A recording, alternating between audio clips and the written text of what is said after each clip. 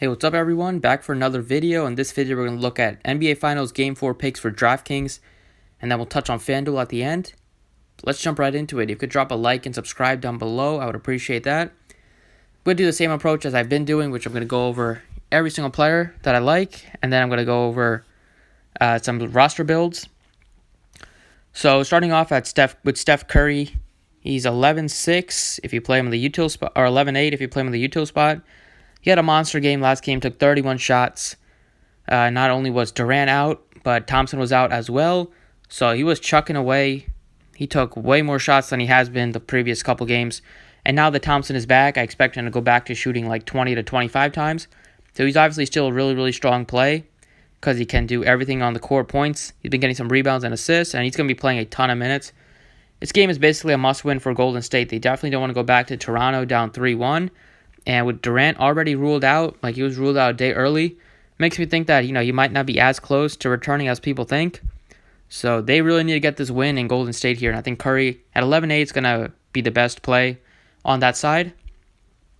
Kawhi Leonard, same deal. He's just going to do his thing. He's very consistent, gets a ton of points, great. He's very aggressive with the steals and blocks at the defensive end, multiple steals and blocks last game.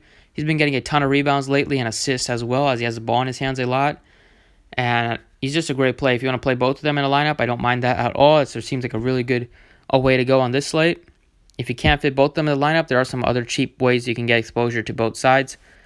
Like Draymond Green at 10-4 here. I like him a lot today. I feel like he's going to have a big game before the series is over. And I feel like that's a good chance it can come today in front of the home crowd.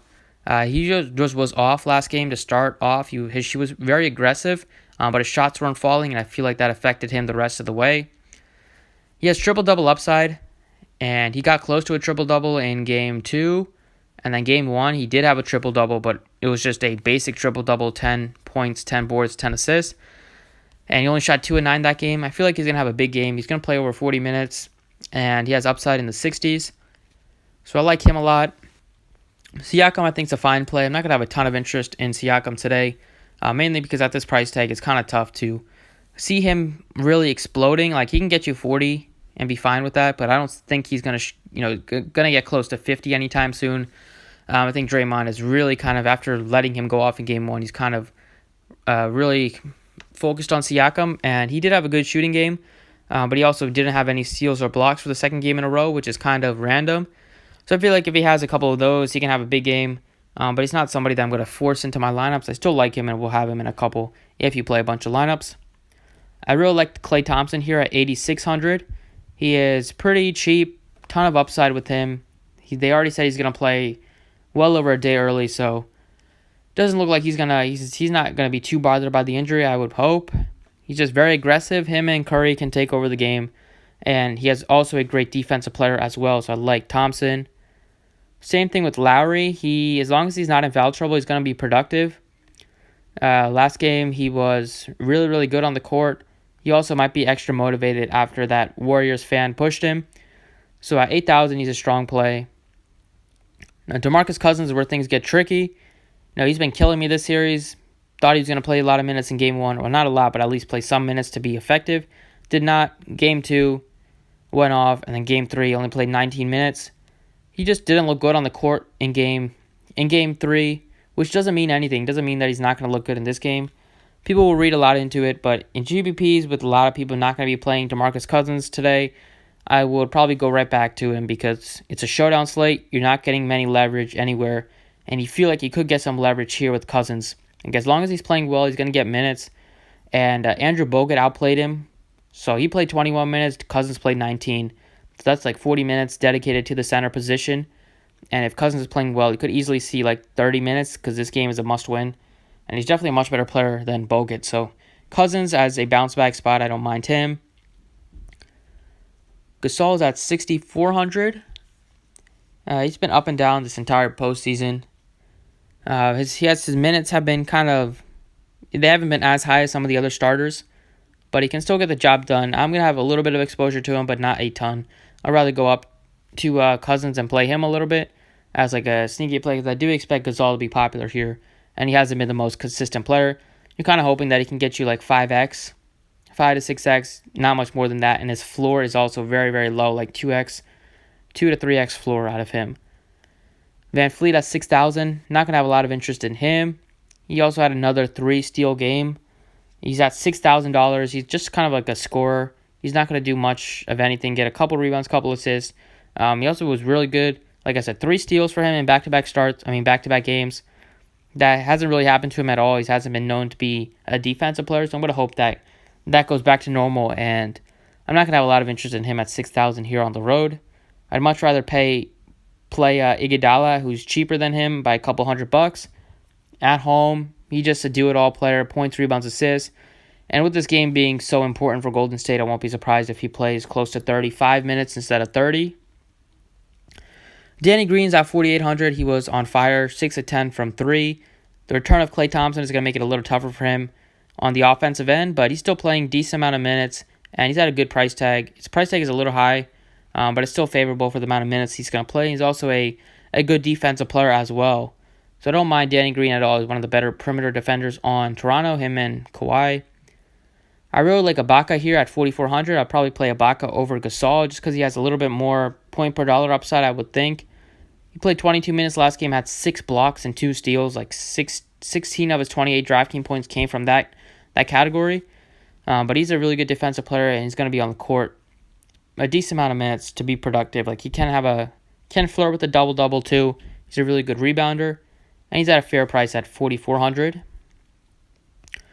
Bogut here is at $4,000. Not going to have a lot of interest in Bogut. I feel like people are probably going to play him, but I'd rather play DeMarcus Cousins and hope that, because if Cousins is playing well, Bogut is not going to see a lot of minutes. So I'm not going to have a ton of interest in Bogut, especially if Looney somehow magically decides to play in this one. Like he was ruled out with a broken collarbone, and now they said that he could be back by the end of the series. So I don't know what Golden State is smoking, but if Looney somehow is able to play, then he would become a tremendous play at 3,600.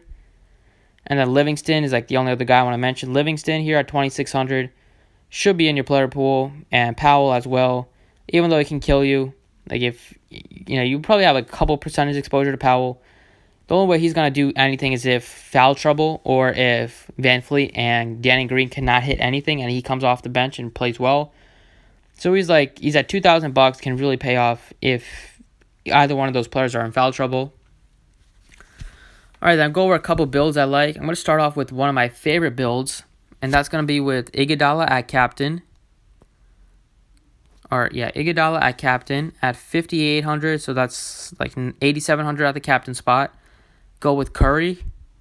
Go with Kawhi Leonard, getting exposure to both studs. I'm also going to get exposure to the other Splash brother and Klay Thompson at 8,600. And then you have 4,600 left. You could play Danny Green. And then you could play Serge Ibaka. So you get exposure to both teams, equal exposure with 3 players on each side. And you get exposure to both of the studs. And you get exposure to Klay Thompson. And you get exposure to a couple of the better cheap plays like Danny Green, Ibaka, and Iguodala. So I like this build. If you want to go with a guy like Curry at captain, try to make Curry and Kawhi Leonard both work at captain. It's going to be kind of tough, but probably go Iguodala. Probably would go with Ibaka. And then see if we can go with Thompson. Can't really go with Thompson. Probably go with Kyle Lowry.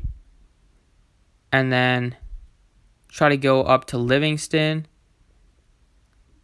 So it's kind of tough to do something like this. You're probably going to have to go away from Iguodala to Danny Green.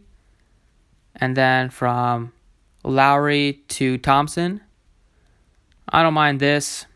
You get exposure to, you're probably the highest projected player in the captain spot.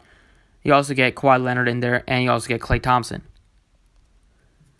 I want to get a lineup with Draymond Green at least. We'll see if you play Draymond Green with, try a lineup with Lowry at captain. So Lowry's pretty cheap at $12,000 for the captain spot.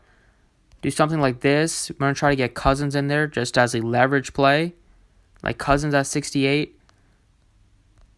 And then you have 4,500 left. So see if we go Iguodala, and then you could go with maybe Quinn Cook if you would rather play Quinn Cook over Sean Livingston. I don't mind that. Quinn Cook's been getting a decent amount of minutes. Last game was due to Klay Thompson being out, but the game before that, he was just playing well off the bench. So I don't mind Quinn Cook going him over Livingston. So this is just like the all Golden State approach if you feel like they're going to blow out Toronto.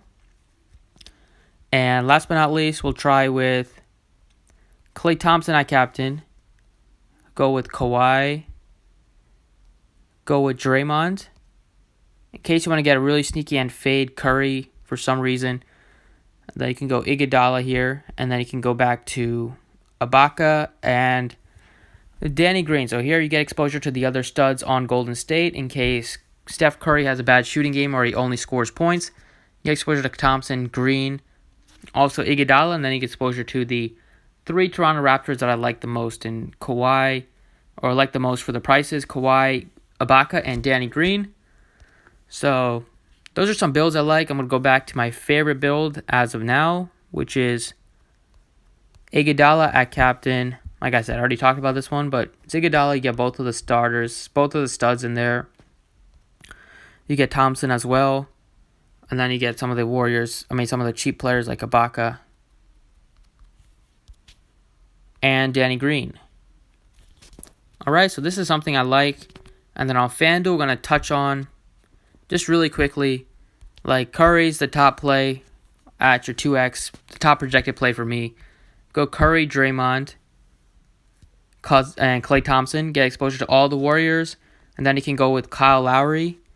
And then you can go with a very cheap Ibaka if you want.